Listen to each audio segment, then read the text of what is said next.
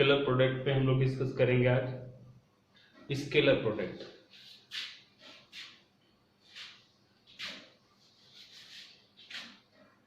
ये है आपका स्केलर प्रोडक्ट। तो scalar product of two vector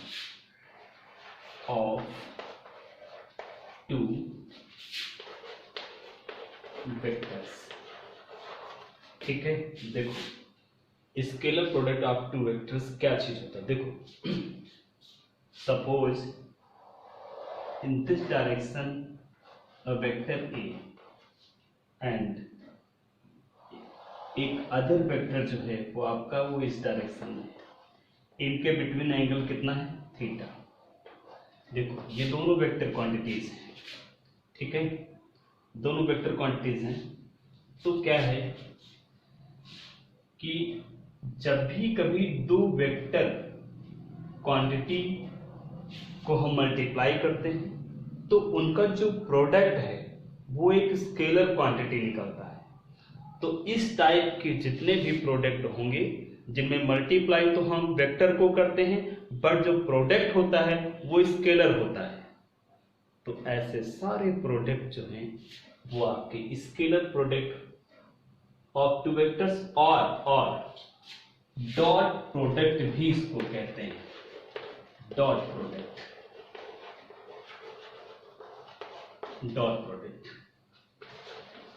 ठीक है, या फिर इसको डॉट प्रोडक्ट कहेंगे। फिर से एक बार मैं बता रहा हूं, जब भी कभी टू वेक्टर्स को हम मल्टीप्लाई करेंगे और उनका प्रोडक्ट जो है वो एक स्केलर क्वांटिटी होगा तो ऐसे सारे प्रोडक्ट जो वेक्टर होंगे बट उनका प्रोडक्ट जो है वो स्केलर होगा। तो इस टाइप के सारे जितने भी प्रोडक्ट होंगे वो सारे हमारे स्केलर प्रोडक्ट या फिर डॉट प्रोडक्ट होंगे। और इसको कैसे डिनोट करते हैं और इसका जो फार्मूला है वो कैसे होगा मैं बता रहा हूँ। ये आपका होगा वेक्टर ए डॉट से इसको डिनोट करते हैं, vector A dot vector B, और ये आपका होगा A B cos theta, A B cos theta, ये हो गया डॉट प्रोडक्ट। अच्छा ये कॉस थीटा कैसे आ गया, क्यों आ गया, हम इस पर भी डिस्कस कर लेते हैं। अब एक एग्जांपल आपको बताते हैं। अभी मैंने ए बी लिया, आप सोच रहे हो कि क्या कौन सा ये कैसे वेक्टर है, ये कैसे वेक्टर है, तो हम इसके लिए आपको एक एग्जांपल से मैं बताता हूं जो आपको क्लियर हो जाएगा और अच्छे से। इरफान समझ लो भैया, ये खासकर आपके लिए है। उसके बाद में अब सपोज करो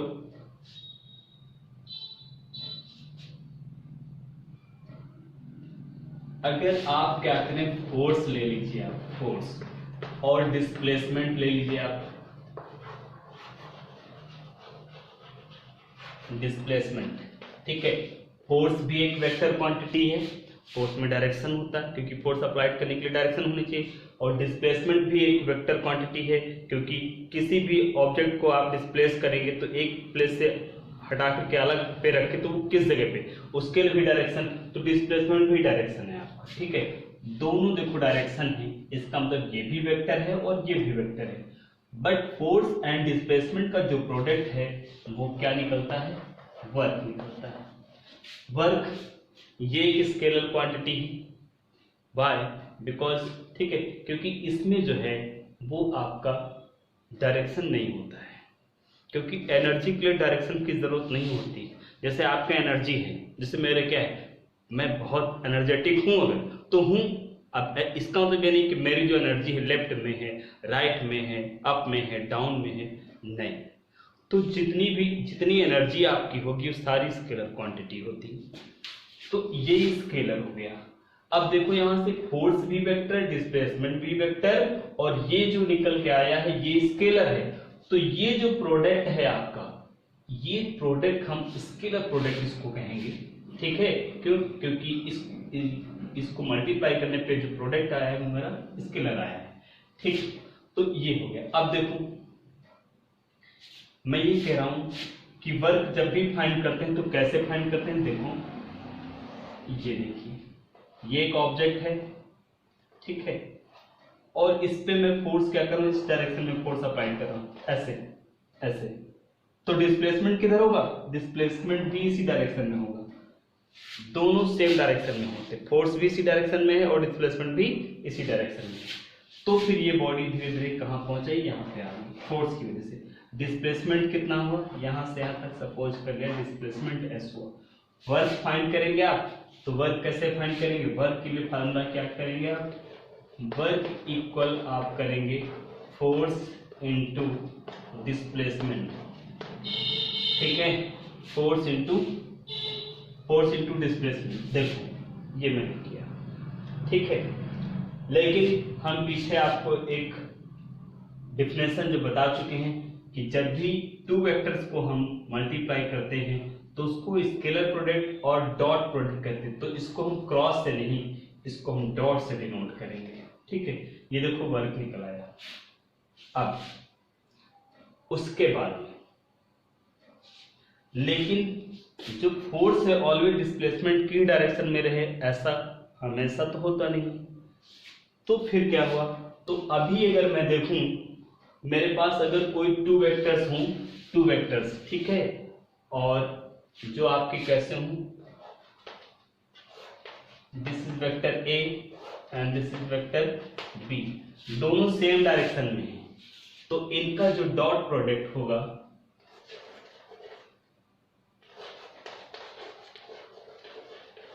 डॉट प्रोडक्ट, ठीक है, वो आप कैसे शो करेंगे, vector A dot vector B, बस हो गया, सेम डायरेक्शन में है तब, ठीक है, क्योंकि देखो वर्क यहां से मैंने फाइंड किया, ये एक डॉट प्रोडक्ट है या स्केलर प्रोडक्ट है और इसकी वैल्यू देखो ये, मैंने इसको ऐसे लिख लिया, लेकिन कंडीशन चेंज भी हो जाती है, और वो क्या हो जाती है कि अगर यहाँ पे देखो ये आपका सरफेस है और यहाँ पे आपका एक कोई ऑब्जेक्ट है, अब जो फोर्स है हॉरिजॉन्टल नहीं लग रहा है, फोर्स हॉरिजॉन्टल से जो है, हॉरिजॉन्टल लाइन होती है हमारी, हॉरिजॉन्टल से एक्स, ये थीटा एंगल पे ये फोर्स हो गया आपका, ये फोर्स इस डायरेक्शन में लग रहा है, बट ऐसे फोर्स लग रहा है तो क्या ऑब्जेक्ट आगे नहीं बढ़ेगा, बिल्कुल बढ़ेगा, ठीक है।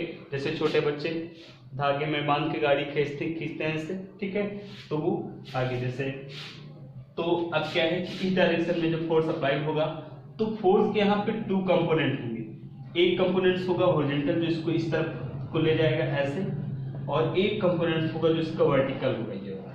लेकिन जब फोर्स अप्लाई करते हैं तो डिस्प्लेसमेंट होता है, ये बॉडी यहाँ से यहाँ पहुंच जाती है यहाँ पे, तो डिस्प्लेसमेंट यहाँ से यहाँ तक, ये मैंने एस लाइन कर लिया। अब बात है वर्क फाइंड करने के लिए मुझे इस कंपोनेंट की कोई जरूरत नहीं, अगर एफ को हम लेते तो टोटल एफ जो है, इस टोटल एफ जो है यहाँ पे वर्क नहीं करता है, क्योंकि इसका एक ही कंपोनेंट जो है वो हॉरिजॉन्टल वाला वर्क करता है इसको आगे बढ़ाने में, और जो सेकेंड इसका जो दूसरा कंपोनेंट है वो वर्टिकली इस पे अप्लाइड होता है। तो हमें यहाँ पे ये कंपोनेंट फाइंड करना होगा, ये वाला।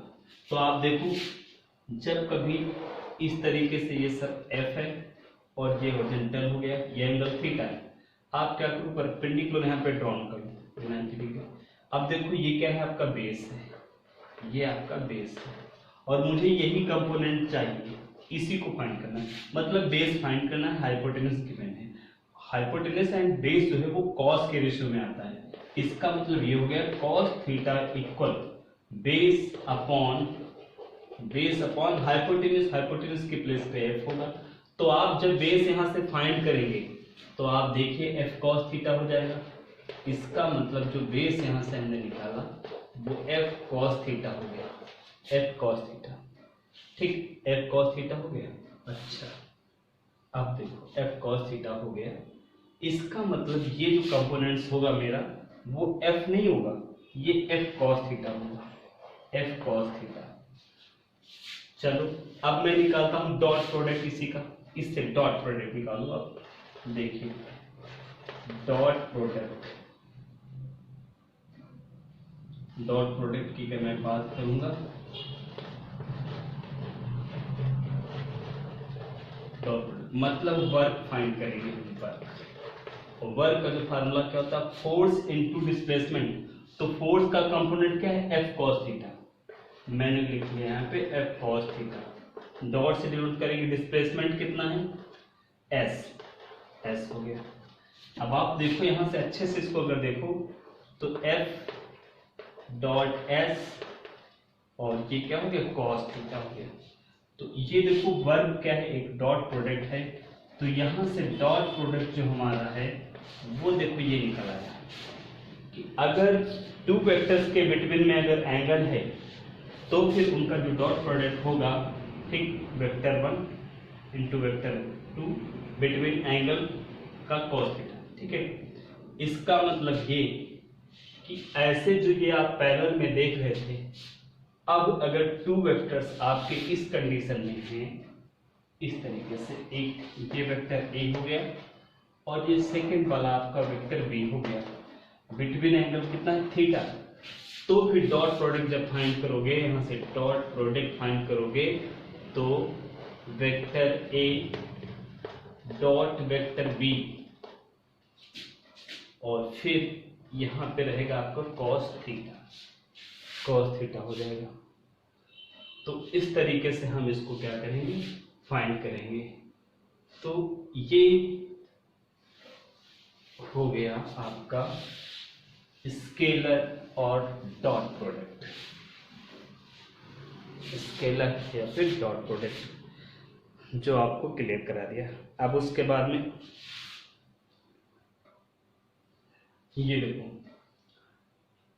स्केलर प्रोडक्ट की डेफिनेशन होगी, द स्केलर प्रोडक्ट और dot product of two vectors is defined as the product of the magnitude of two vectors with cosine of angle between them. If two vectors A and B, ठीक, having angle between theta, then scalar product vector A dot vector B equal to A B cos theta, ठीक। तो ये आपका हो गया dot product. अब discuss करते हैं प्रॉपर्टी पर, ठीक है। तो देखो प्रॉपर्टी कौन कौन सी कंडीशन में, देखो फर्स्ट कंडीशन में ये बता रहा हूँ, ठीक है। अगर टू वेक्टर्स के बिटवीन जो एंगल है वो एक्यूट एंगल है, मतलब बिटवीन 0 to 90, टू वेक्टर्स के बिटवीन ऐसी कंडीशन हो, vector A and vector B, और ये आपका क्या हो, एक्यूट एंगल हो,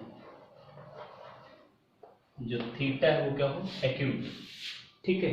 तो ऐसी कंडीशन में जो होगा वो जो मेरा स्केलर प्रोडक्ट होगा वो नेगेटिव होगा, ठीक है।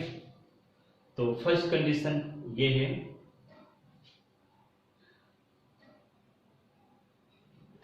when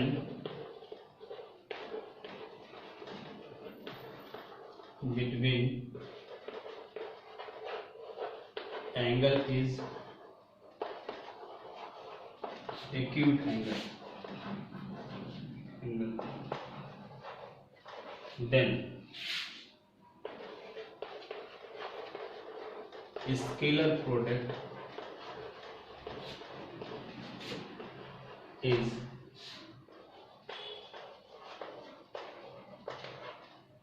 positive,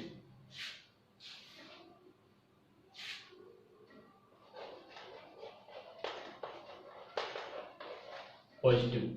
तो ऐसी कंडीशन में स्केलर प्रोडक्ट जो होगा वो क्या होगा, पॉजिटिव होगा। ये फर्स्ट कंडीशन होगी, ठीक है। अब इसको मैं रख कर रहा हूँ, फिर से एक बार देख लो, टू वेक्टर्स के बिटवीन जो एंगल होगा वो एक्यूट एंगल अगर है 0 to 90, बिटवीन 0 to 90, 0 और 90 के बीच में अगर है तो जो आपका स्केलर प्रोडक्ट आएगा इनका वो पॉजिटिव आएगा। सेकंड कंडीशन मैंने क्या कर दिया, सेकंड कंडीशन ये है कि जो ये वेक्टर्स हैं इनके बिटवीन जो एंगल है वो 90 कर दिया, ठीक है, ऐसे 90, मतलब ये दोनों वेक्टर क्या हैं, परपेंडिकुलर हो गए। ठीक है, तो क्या होगा, व्हेन बिटवीन एंगल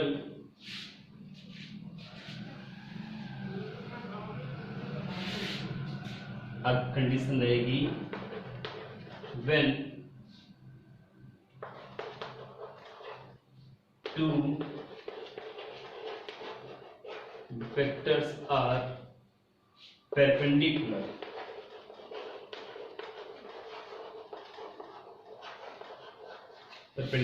ठीक है, परपेंडिकुलर, देन तो जो डॉट प्रोडक्ट है वो मेरा 0 आएगा। ठीक है, then scalar product is 0।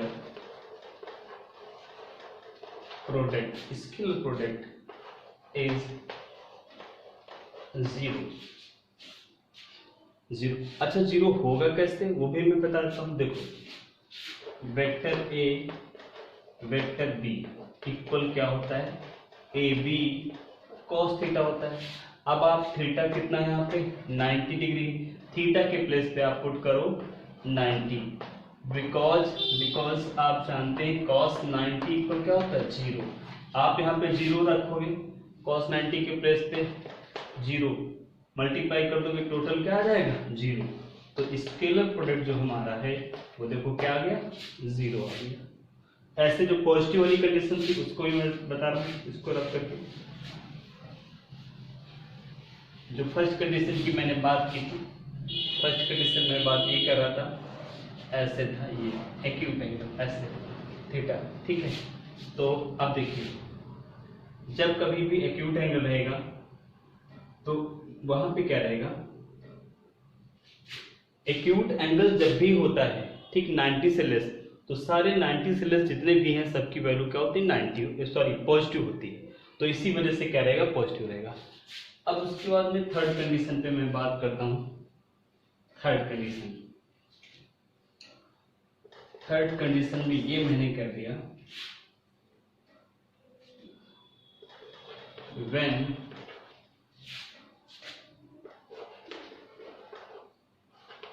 Angle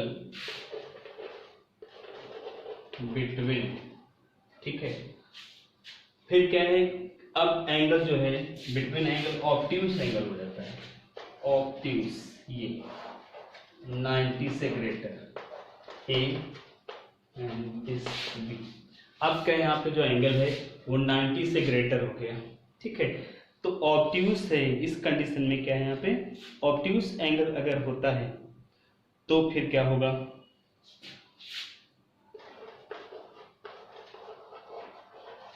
ठीक, when angle between obtuse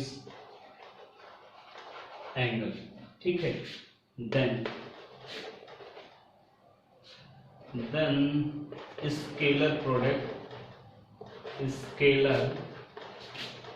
product is negative. Negative क्यों होगा, क्योंकि जब भी आप 90 से अबव जाते हैं, जैसे सपोज कर लिया मैंने 120, ठीक है, अब यहाँ पे मैंने लिखा cos 120। अब देखना इसकी वैल्यू माइनस में आएगी, कैसे, cos 90 प्लस 30 और ये क्या आएगा माइनस sin 30। देख नेगेटिव आ गया। तो ऐसे ही जितने भी वैल्यू होंगी 90 से अबव जितनी भी होंगी सब में क्या होगा cos की वैल्यू नेगेटिव आएगी, इसी वजह से क्या रहेगा नेगेटिव रहेगा आपका। ठीक है, नेगेटिव हो गया। अच्छा, ये हो गया। अभी एक कंडीशन और रहेगी,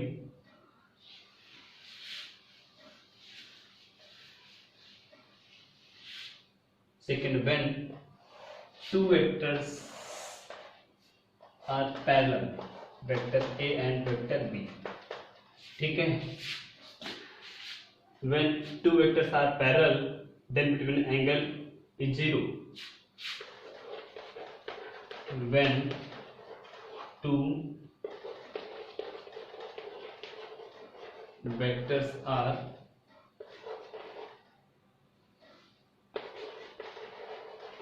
parallel then between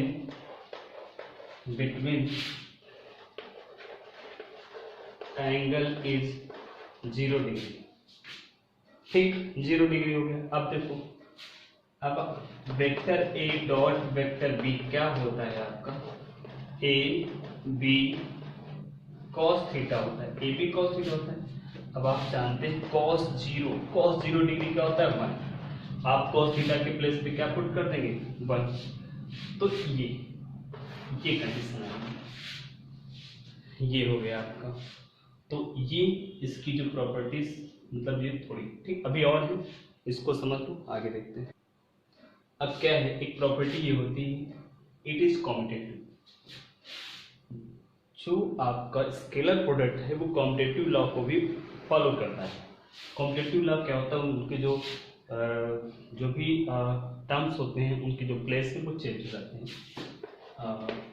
vector A dot vector B equal to vector B dot vector B, sorry dot vector A. अगर हम क्या करते हैं, पहले ए था फिर बी, उसके बाद अगर मैं बी को पहले लाऊं ए को बाद में, ठीक है, तब भी इनकी जो वैल्यू है वो चेंज नहीं होती।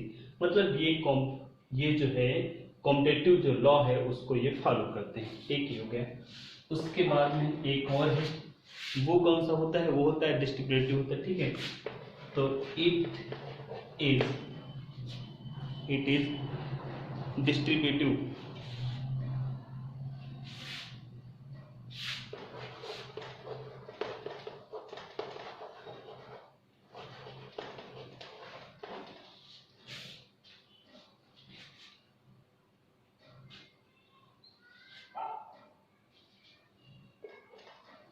ठीक, ये देखो डिस्ट्रीब्यूटिव लॉ में क्या होता है मैं आपको बता दूं। सपोज कर लिया मेरे पास 3 वेक्टर है, वेक्टर ए बी एंड सी। तो इसमें क्या हुआ कि सपोज कर लिया कि मैंने 2 वेक्टर्स को मैंने सम कर लिया, vector B plus vector C ऐसे, ठीक है, और ये वेक्टर ए जो है वो डॉट प्रोडक्ट में ऐसे। तो जब इसका हम ब्रैकेट ओपन करेंगे तो ये इसके साथ में और ये फिर plus vector A dot vector C, ठीक है।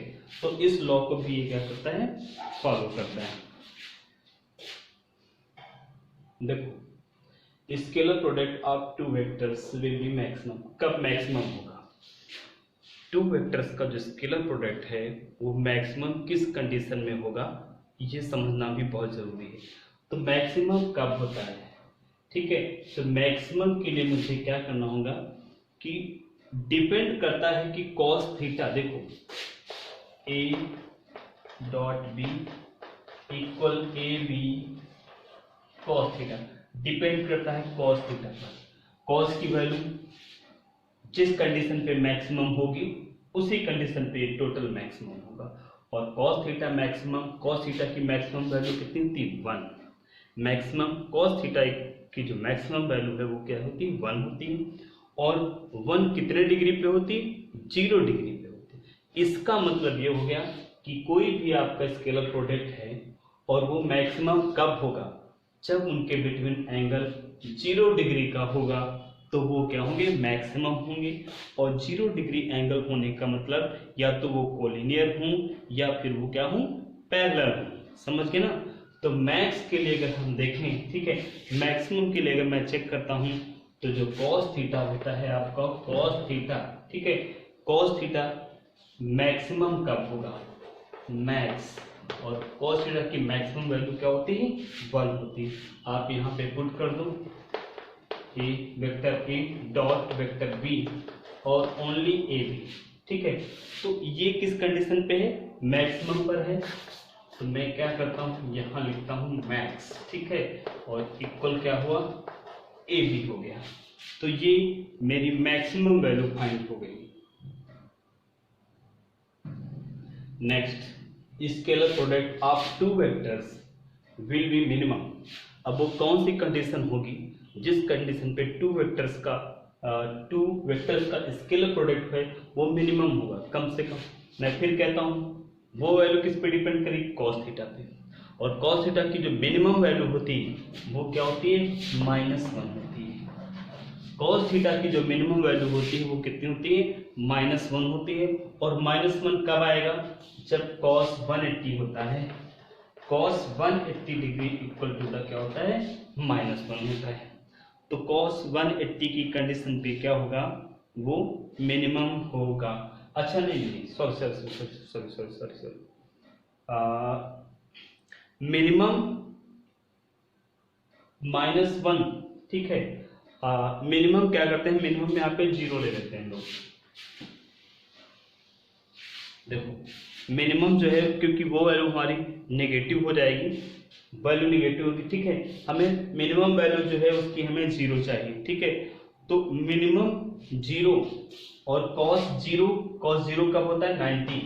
cos 90 degree equal to the क्या हो गया, 0 हो गया, ठीक। तो मिनिमम वैल्यू किस कंडीशन पे होगी, जब cos 90 होगा, मतलब टू वेक्टर्स के बिटवीन 90 डिग्री का अगर एंगल है तो उनकी जो वैल्यू होगी वो मिनिमम आएगी।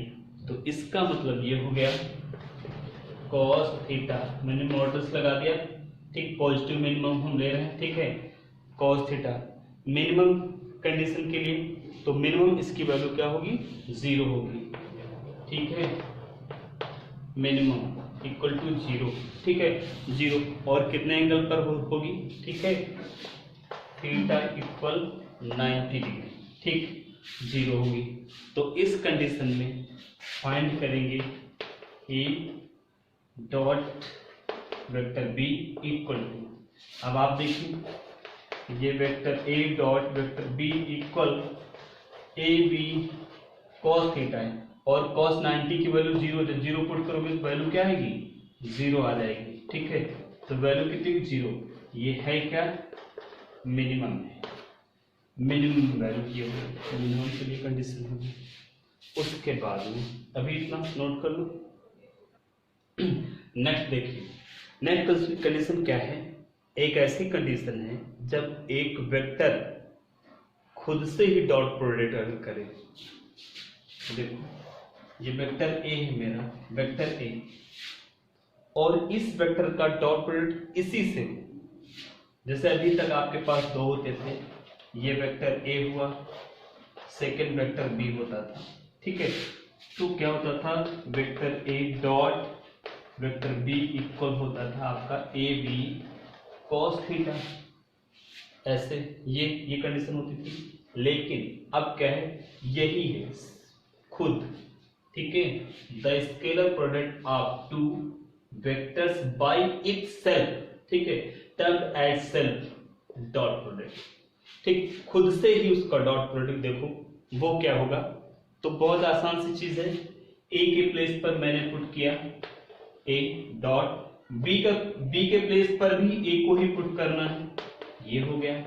तो इधर क्या होगा, ए होगा, फिर ए होगा, और ये हो जाएगा cos, बट इनके बिटवीन एंगल कितना होगा, 0 डिग्री, cos 0 डिग्री।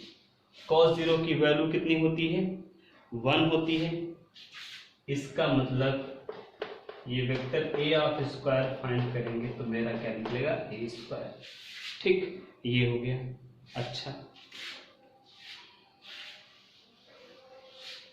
मुझे वेक्टर फाइंड आउट करना है अगर ये, तो वेक्टर ए अगर आप फाइंड करते इधर से, ठीक है, फाइंड करेंगे तो मुझे ए फाइंड करना है, तो A square equal vector A dot vector A, इसको मैं ऐसे भी लिख सकता हूँ। आप ए फाइंड करोगे, यहाँ से क्या करोगे, स्क्वायर हटाओगे तो यहाँ पे रूट लग जाएगा, वेक्टर ए डॉट वेक्टर ए, समझ गए। तो ये इसका मैग्नीट्यूड हम फाइंड कर लेंगे। तो ये कंडीशन सेल्फ से होगी, ये भी पता होना चाहिए। इन केस यूनिट वेक्टर, अब हम लोग बात करेंगे in case unit vector. Unit vector की कंडीशन में क्या होगा हम उस पर ध्यान देते हैं, ठीक है। देखो यूनिट वेक्टर हम आपको पहले बता चुके हैं। देखिए ये एक्स एक्सिस है, ये आपका वाई एक्सिस है, ये जेड एक्सिस है, और ईच के बिटवीन 90 डिग्री एंगल होता है। ये आपका आई कैप हो गया, यहाँ पे आपका जे कैप हो गया और ये आपका के कैप। ये चीज़ समझना बहुत ज़रूरी है जो मैं बताने जा रहा हूँ, ठीक है। ये प्रॉपर्टी बहुत काम की चीज़ है और इसको पता भी होना चाहिए, ठीक है। तो यूनिट वेक्टर की कंडीशन में अगर मैं बात करूँ तो देखो, vector A dot vector B equal A B cos theta होता है, ठीक है। मैं बात कर रहा हूँ यूनिट वेक्टर की, मतलब ए के प्लेस यूनिट वेक्टर को हम कैप से डिनोट करते हैं और मैं एन कैप से डिनोट कर रहा हूँ यूनिट वेक्टर। ए के प्लेस पर भी मैंने क्या किया, एन कैप पुट किया, बी के प्लेस पर भी हमने एन कैप पुट किया, ठीक है। ये मैंने यहाँ पर पुट कर दिया एन कैप, अच्छा ठीक है, एन कैप पुट कर दिया। और एक सेकंड रुको, एन कैप नहीं करते, देखो यूनिट वेक्टर देखो, अगर एक वेक्टर हमारा एक्स एक्सिस में हो, सेकंड किस में हो, वाई एक्सिस में, यूनिट की कंडीशन में हमें क्या करना होगा कि हमें जो वैल्यू है, मैग्नीट्यूड है, वो 1 रखना होगा। ये ध्यान देने एक बात है, मतलब जो मैग्नीट्यूड है वो हम 1 पुट करेंगे, ये आप बिल्कुल याद रखिएगा। तो ये तो हम लोग पढ़ चुके हैं। अब यूनिट वेक्टर की कंडीशन की अगर मैं बात करूं तो सपोज कर लिया यूनिट वेक्टर को लेट कर लिया मैंने एन कैप से, ये हो गया डॉट लगाया, बी इसको भी मैंने एन कैप से लेट कर लिया, ओके ठीक। फिर आइए ए, इसका मैग्नीट्यूड कितना पुट करेंगे, 1, यूनिट वेक्टर है इसलिए 1 पुट किया। इसका मैग्नीट्यूड कितना पुट करेंगे, 1 पुट करेंगे, यूनिट वेक्टर है इसकी वजह से इसका मैग्नीट्यूड कितना होगा, मेरा 1 होगा, ठीक है, ये हो गया। और फिर उसके बाद में आइए, यहाँ पे एंगल कितना रहेगा, 0 वाई, देखो सेम है, अभी मैंने कहा था ना ए को ए से, तो ये एक ही चीज को डिनोट कर रहा है, ये वेक्टर सेल्फ से हो रहा है। अगर ये एन है तो इसी के ऊपर दूसरा हो रहा है, दोनों सेम है, इसका मतलब दोनों की डायरेक्शन सेम रहेगी। यहाँ एन कैप, यहाँ एन कैप, इसका मतलब डायरेक्शन भी दोनों की सेम रहेगी, एकदम ऐसे, समझ गए। और पैरेलल की कंडीशन या डायरेक्शन सेम की कंडीशन में बिटवीन एंगल कितना होता है, 0 डिग्री। तो यहाँ पे आपका हो जाएगा cos 0 डिग्री। cos 0 की वैल्यू कितनी होगी, 1 होगी, 1 होगी, अच्छा तो चलो 1 होगी तो हम पुट कर देते हैं भाई। जब सॉल्व करेंगे यहाँ पे 1, यहाँ 1, 1 1 मल्टीप्लाई करो, क्या आया 1। तो अब आप देख लो, यहाँ पे कोई भी आप यूनिट वेक्टर लें और सेम यूनिट वेक्टर को जब भी आप मल्टीप्लाई करोगे तो वैल्यू क्या आएगी, 1 आएगी। सेम यूनिट वेक्टर, चाहे आई को आई से करो, जे को जे से करो, के को के से करो, किसी को भी करो आप, ठीक है। तो यहाँ पे एक चीज हम लोग क्लियर कर लिए, हम समझ गए। तो इसका मतलब ये है, जो प्रॉपर्टी मैं समझाना चाह रहा हूं वो समझ लो। सो आई कैप डॉट आई कैप, इसकी वैल्यू भी 1 आएगी, जे कैप डॉट जे कैप, इसकी वैल्यू भी 1 आएगी, के कैप डॉट के कैप, इसकी वैल्यू भी क्या आएगी,